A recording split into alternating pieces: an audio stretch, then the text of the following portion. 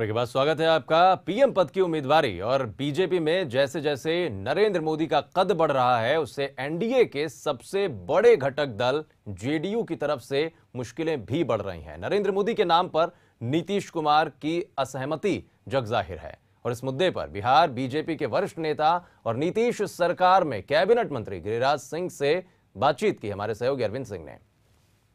वक्त हमारे साथ गिरिराज सिंह है, बिहार के सरकार के मंत्री और बीजेपी के वरिष्ठ नेता हैं। सर, जिस तरीके से राजनाथ सिंह ने अपने भाषण में कहा, मोदी की तारीफ की, उसके बाद तमाम जो यहाँ पर लोग थे उन्होंने मेज थपथपाकर स्वागत किया। आपको लगता है कि अब वक्त आ चुका है कि नरेंद्र मोदी को प्रधानमंत्री पद के लिए बतौर उम्मीदवार घोषित कर दिया जाए?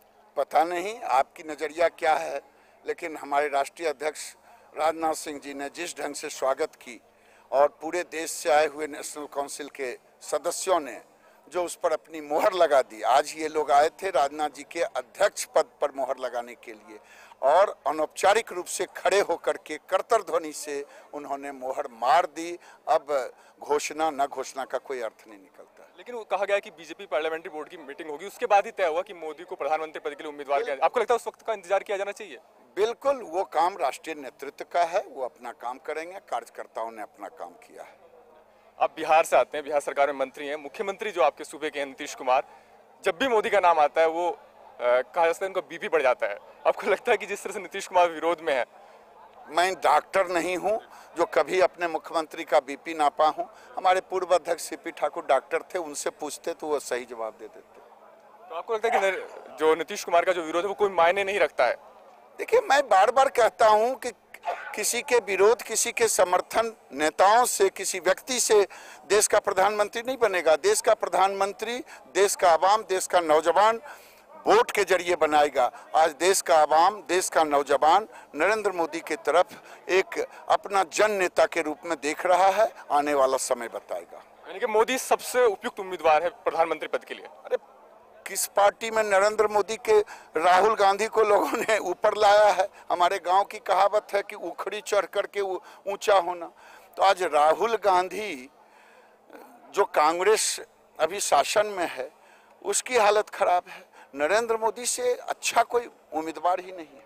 तो जाहिर तौर पर ये है बीजेपी के वरिष्ठ नेता गिरिराज सिंह, जिनका साफ तौर पर कहना है कि भले ही नीतीश कुमार नरेंद्र मोदी को लेकर के मुखाफलत में हो, लेकिन उनका विरोध कोई मायने नहीं रखता, क्योंकि बीजेपी में अगर प्रधानमंत्री पद के लिए कोई उपयुक्त उम्मीदवार है तो वो नरेंद्र मोदी है। जाहिर तौर पर ये वो असर है जो पहले राष्ट्रीय कार्यकारिणी और अब राष्ट्रीय परिषद की बैठक में नजर आया कि नरेंद्र मोदी ही छाए रहे हैं। कैमरा सहयोगी भारद्वाज के साथ अरविंद सिंह, इंडिया न्यूज, दिल्ली। तो बीजेपी का ये महामंथन मोदी के रंग में रंगा हुआ जरूर नजर आया, लेकिन क्या इस मंथन से नरेंद्र मोदी निकलेंगे? फिलहाल इसकी संभावना न के बराबर है। जानकारों के मुताबिक मार्च के दूसरे हफ्ते में बीजेपी अध्यक्ष राजनाथ सिंह अपनी नई टीम घोषित कर सकते हैं और इसके बाद ही नरेंद्र मोदी को बड़ी जिम्मेदारी पार्टी में मिल सकती है। सुशासन, संकल्प, बीजेपी विकल्प। जी हां, बीजेपी ने अपने 3 दिवसीय महामंथन में यही नारा दिया है। चुनाव और महंगाई, भ्रष्टाचार के मुद्दे पर पार्टी महामंथन का शनिवार को दूसरा दिन रहा। तमाम दिग्गज पार्टी की रणनीति बनाने में जुटे हैं कि भ्रष्टाचार के मुद्दे पर चहुंतरफा घिरी यूपीए सरकार को कैसे घेरा जाए। बीजेपी अध्यक्ष राजनाथ सिंह ने कहा कि जैसे राम ने रावण को मारा, कृष्ण ने कंस को मारा, ओबामा ने ओसामा को मारा, वैसे ही उन्हें यकीन है कि करप्शन भी कांग्रेस को जरूर मारेगा। हर मोर्चे पर यह सरकार पूरी तरह से विफल है। चाहे आर्थिक मोर्चा हो, चाहे आंतरिक वाह सुरक्षा का मोर्चा हो, चाहे कूटनीतिक मोर्चा हो, हर मोर्चे पर यह सरकार पूरी तरह से विफल है। इलाहाबाद में जो कुछ भी हुआ है उसे भी आपने अच्छी तरह देखा है। बहनों भाइयों, इस आतंकवाद के संकट से देश को निजात दिलाने के लिए सचमुच जो गंभीरता चाहिए, जो दृढ़ इच्छा शक्ति चाहिए, स्ट्रांग विल पावर चाहिए, हमारी कांग्रेस नेतृत्व की यूपीए सरकार में वो हमको देखने को नहीं मिलता।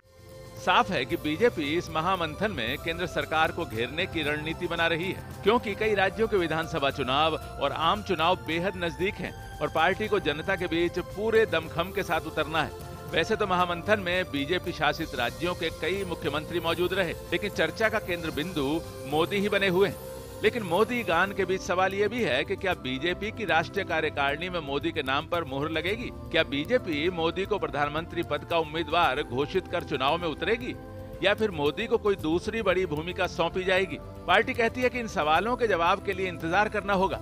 जानकारों के मुताबिक पार्टी के इस महामंथन में भले ही मोदी मोदी हो रही हो, लेकिन इस बैठक के दौरान राष्ट्रीय राजनीति में उनकी बड़ी भूमिका को लेकर कोई घोषणा नहीं होने वाली है। मोदी को लेकर कोई भी फैसला मार्च के दूसरे हफ्ते में ही होने की उम्मीद है। पार्टी के सूत्रों का कहना है कि 11 मार्च को संभवतः नए अध्यक्ष राजनाथ सिंह अपनी नई टीम घोषित करेंगे।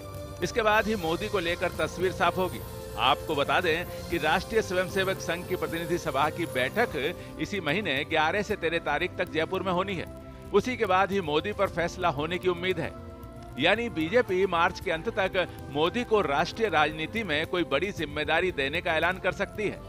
बीजेपी के सामने 2014 लोकसभा चुनावों से पहले सबसे बड़ी चुनौती मध्य प्रदेश और छत्तीसगढ़ में पार्टी का गढ़ बचाना है, तो राजस्थान और दिल्ली में बीजेपी को सत्ता में वापसी कराना है। लिहाजा राष्ट्रीय कार्यकारिणी की बैठक के दूसरे दिन 4 राज्यों में होने वाले विधानसभा चुनावों के लिए रणनीतियों पर माथापच्ची रविवार को भी होगी। साथ ही कार्यकर्ताओं को 2014 के लिए कमर कसने के भी संकेत और गुर बताए जाएंगे। Bureau report, A to Z news. बिल्कुल, जहां पर पार्टी के सामने तमाम राजनीतिक चुनौतियां हैं, तो ऐसे में ये सबसे बड़ी चुनौती बनती जा रही है कि वो अपने पार्टी की तरफ से प्रधानमंत्री पद की उम्मीदवारी के लिए जो नाम तय किया जा रहा है, जो पार्टी के भीतर इसको लेकर विचार मंथन चल रहा है, उसे साफ करे, उसे पारदर्शी तौर पर लोगों के सामने लाए, ताकि जो सहयोगी दल हैं उनके सामने भी वो तस्वीर साफ हो सके कि आखिर भारतीय जनता पार्टी प्रधानमंत्री पद के लिए किसको अपना उम्मीदवार बनाना चाहती है। क्योंकि सबसे बड़ा जो जेडीयू घटक दल है भारतीय जनता पार्टी का, वो भी ये चाहता है कि जल्द से जल्द पार्टी अपने उस नाम के ऐलान को सबके सामने रखे कि आखिर क्या सोच लेकर भारतीय जनता पार्टी चल रही है। क्योंकि नरेंद्र मोदी की अगर उम्मीदवारी की बात की जाए तो बहुत ज्यादा पुख्ता मानी जा रही है 2014 के आम चुनावों में प्रधानमंत्री पद के लिए। लेकिन सवाल यह भी कि आखिर उन सहयोगियों को अगर साथ लेकर चलना है तो उनको किस तरीके से पार्टी समझाएगी। हमारे साथ वरिष्ठ पत्रकार केजी सुरेश जुड़ गए, बातचीत करते हैं। सुरेश जी, बहुत बहुत स्वागत है A to Z न्यूज में। मेरा पहला सवाल आपसे यही, कितनी बड़ी चुनौती मानते हैं और जिस तरीके से ताजपोशी कहा जा सकता है या सम्मान कहा जा सकता है नरेंद्र मोदी का इस महाबैठक के दौरान किया गया, क्या संकेत देता है? देखिए, इसमें कोई दो राय नहीं, ताजपोशी कहना तो थोड़ी जल्दबाजी होगी। हाँ, लेकिन इसमें कोई दो राय नहीं कि एक माहौल बनाया जा रहा है जी, और शायद इतना जल्दबाजी में कोई इस वक्त घोषणा भी नहीं होगी, लेकिन एक माहौल जरूर बनाया जा रहा है। लेकिन इसके बावजूद जो है जी, मुझे लगता है कि जहां तक खासकर सहयोगियों में जो जेडीयू है जी, जदयू के लिए ये मामला जो है स्वीकार करना कठिन होगा और उनको मनाना भी कठिन होगा बीजेपी के लिए। देखो सुरेश जी, जिस तरीके से आपने कहा कि ये थोड़ा सा माहौल बनाया जा रहा है, तो क्या जो भारतीय जनता पार्टी की बड़ी बड़ी बैठकें हो रही हैं उसके दौरान कहीं ना कहीं पार्टी के अंदर एक डर भी है कि क्या जो नरेंद्र मोदी को एक मत के लिए लोगों के बीच लेकर आया जाए, तो बार बार उनको इसी वजह से इस तरीके से प्रोजेक्ट किया जाता है, प्रदर्शित किया जाता है, ये माना जाए?